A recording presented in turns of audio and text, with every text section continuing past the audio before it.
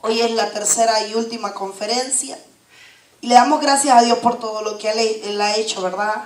Hay muchos testimonios, gente se ha acercado. Ayer incluso personas me mandaban mensajes por el Facebook que no podían hablar públicamente, pero cosas que habían pasado, que Dios había sanado.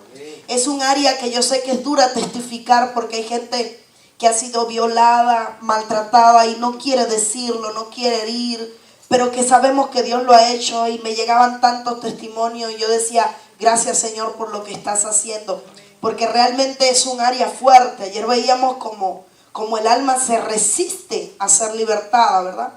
Vemos que todo tipo de espíritus llega un momento donde cuando se manifiesta el poder de Dios, hay espíritus en el mundo que salen. Pero en cuestiones del alma vemos que hay una resistencia. El alma se resiste a ser ministrada, porque el alma, hermano, crea fortalezas, crea murallas, crea muros. No solo se fragmenta, no solo se divide, sino que llega a un punto donde el alma crea murallas y fortalezas para que la palabra de Dios no penetre. Porque el enemigo sabe que la única forma que tiene para que usted no sea un ser integral, un ser completo, usted, todo su cuerpo, alma y espíritu sea uno solo conectado con Dios, el enemigo, la única arma que puede usar es fragmentando y dividiendo su alma. La palabra del Señor dice en Ezequiel capítulo 18 versículo 4: He aquí, todas las almas son mías, tanto el alma del Padre como el alma del Hijo, mías son. El alma que peque, esa morirá. Hemos hablado y hemos conocido y conocemos de que hay pecados de la carne.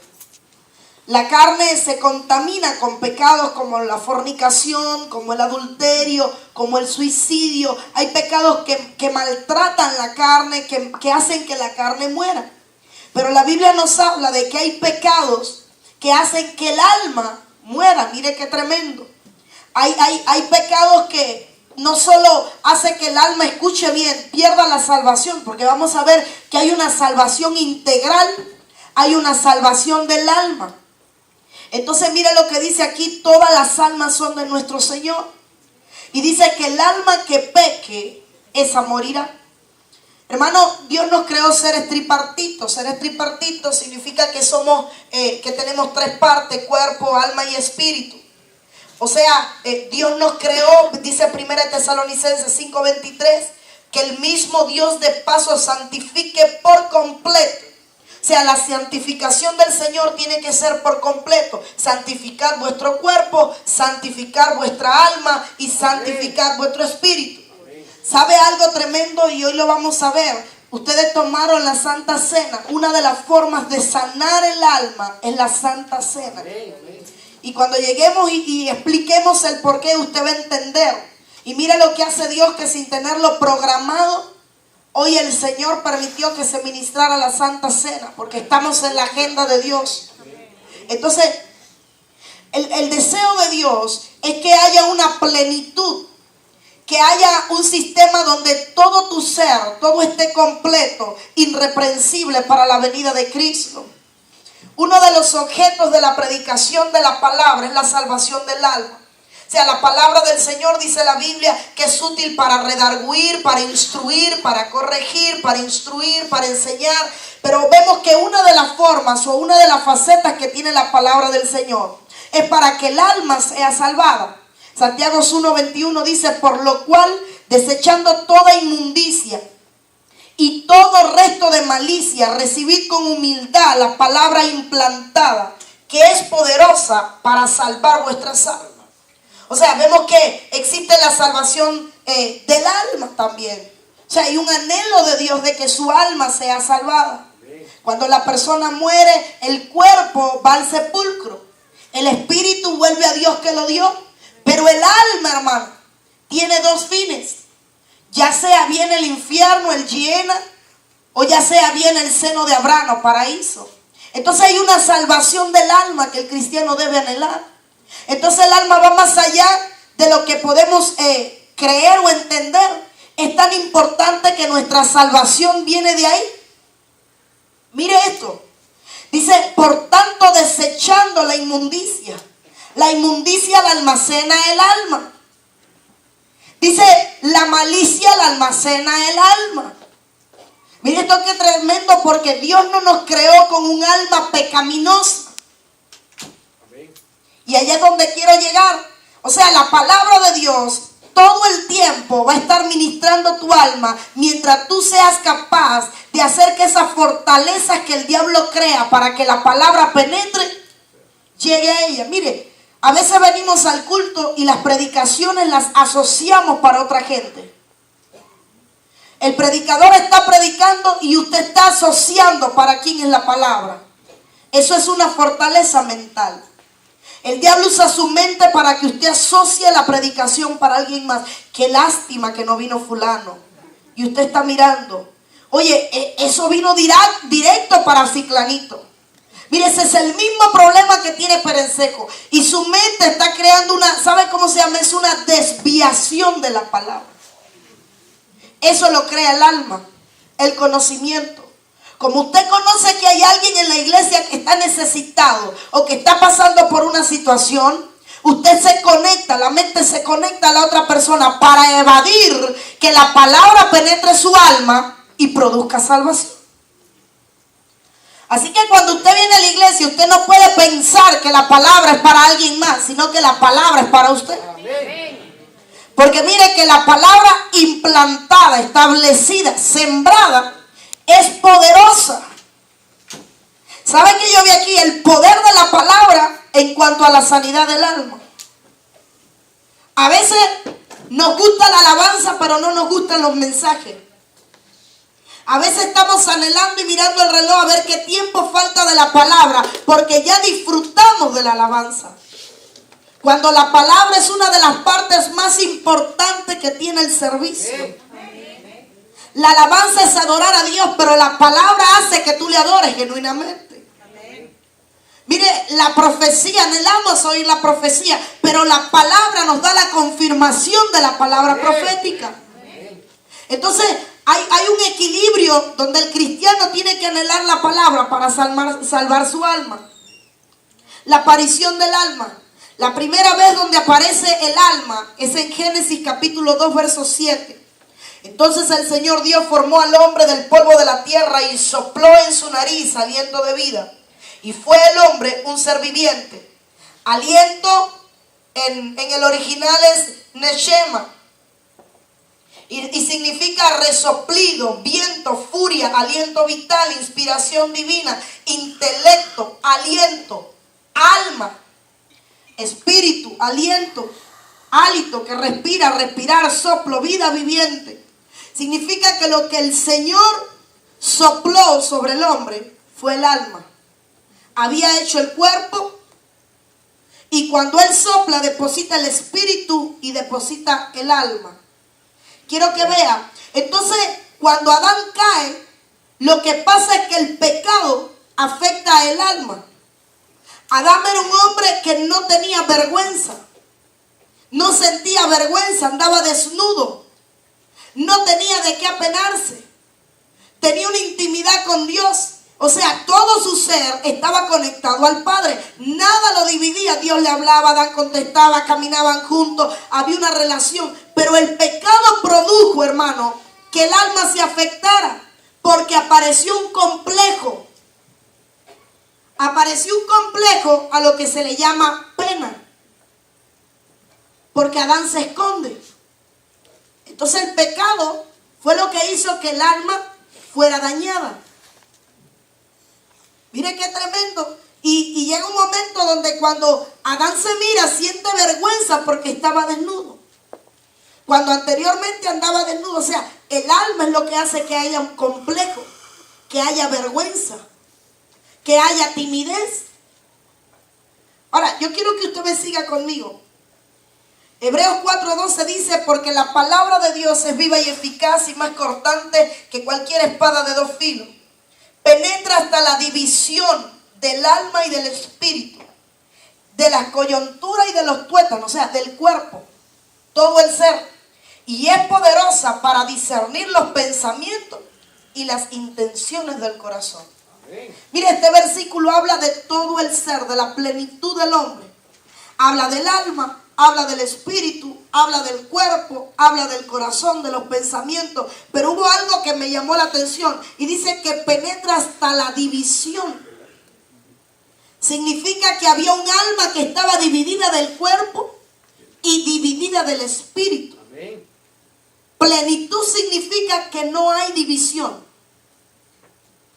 Así que la palabra de Dios necesita traspasar para eliminar las divisiones que hay. Amén. Eso significa que sí existe no solo la defragmentación del alma, sino la defragmentación de todo el ser. El enemigo separa el cuerpo y separa el espíritu porque tiene ocupación, posesión de tu alma. Entonces, por eso es que todos los días hay menos ministros, menos gente comprometida, menos gente que sirve, menos gente que se compromete con la obra del Señor. Porque, hermano, hay una fragmentación, hay divisiones. En otras palabras, hay muros y fortalezas que el enemigo levanta.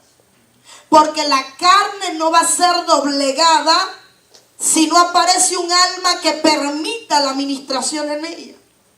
Entonces lo único, mire, una de las armas que usa el Señor para destruir esta fortaleza se llama la palabra. Entonces el cristiano tiene que oír para que todas estas fortalezas comiencen a ser aniquiladas, destruidas. Porque un cristiano, hermano, que tenga fortaleza no va a ser efectivo en todas las áreas de la vida.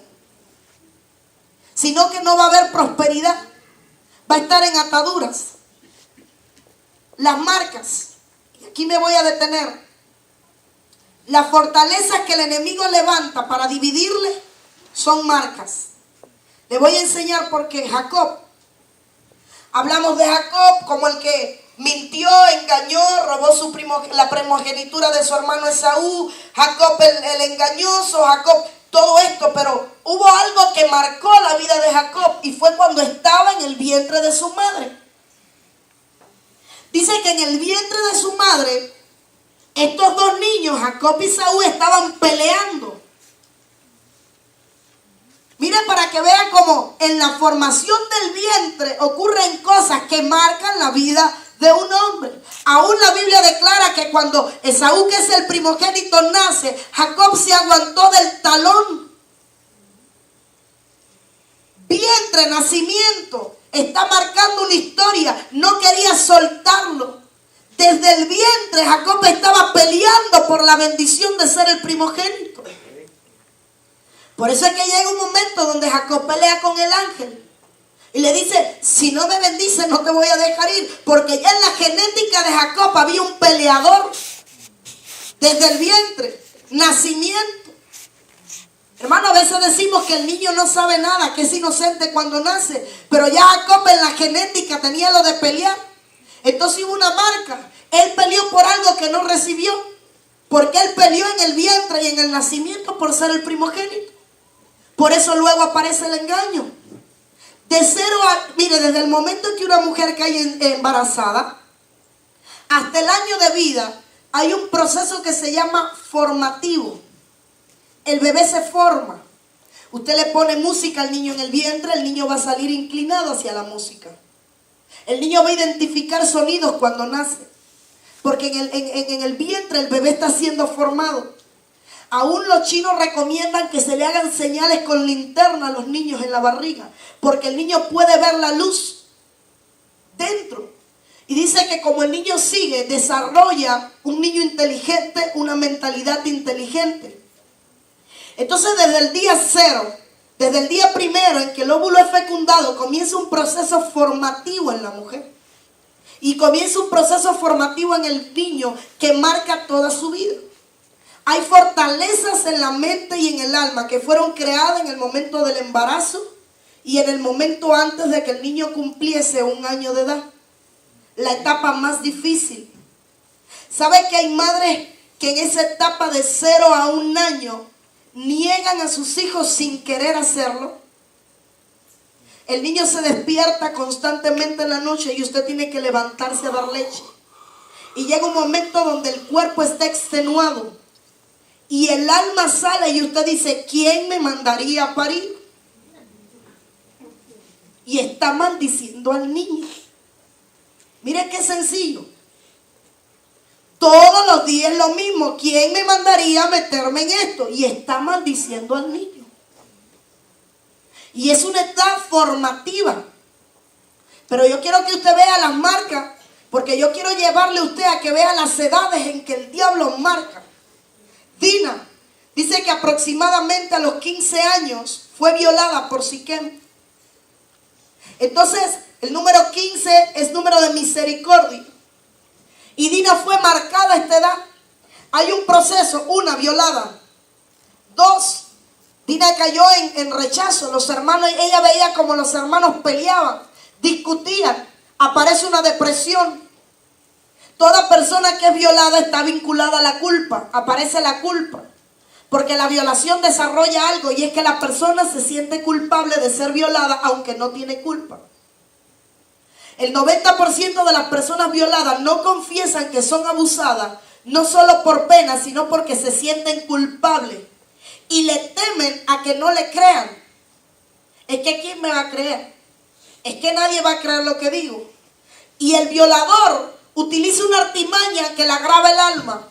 Si lo dices, voy a acabar con tu familia. Si lo dices, voy a decir que tú quisiste. Nadie te va a creer. Y todas esas palabras las recibe el alma, creando en la persona una depresión y un aislamiento. Vemos que Dina se casa con Siquem y casándose queda viuda. Miren cuántos traumas seguidos. Porque sus hermanos matan a su esposo. Todo esto estaba pasando en la vida de Dina. Y entonces, viuda, violada, avergonzada, deprimida, y se aisló de tal forma que no quería volver a casarse. Entonces hay una cadena de receptores. Hay una edad en que el diablo te marca, porque hay edades potenciales, y voy a llegar allá, donde el diablo te marca. 15 años se determinan según los científicos, que es la edad donde el desarrollo o donde hay mayor cambio hormonal en la vida de una joven. A los 15 años es la edad donde la mujer comienza a cambiar hormonalmente. Llega a la edad máxima de los cambios hormonales. Y ahí es donde el diablo decidió marcar a Dina. Y como fue marcada y agredida, no quiso conocer a más nadie. Ya usted sabe la historia al final. Pero ella se apresó de la depresión y del aislamiento. José a los 17 años aproximadamente fue vendido como esclavo por sus hermanos. Va a ver que todas las marcas en la edad primera. David aproximadamente a los 15 años fue ungido como rey. Antes de ese momento, David estuvo viviendo en el rechazo de los padres, en el aislamiento y en la soledad. Porque se iba solo a pastorear ovejas por día. Padres que dejan los niños solos con personas adultas que le cuiden, solos con televisores, solos con medios de comunicaciones, solos con las redes. Tú no sabes lo que tu hijo está viendo. Nadie sabe lo que pasó de los 0 a los 15 años en la vida de David. Pero si nos metemos en la escritura, había un David deprimido.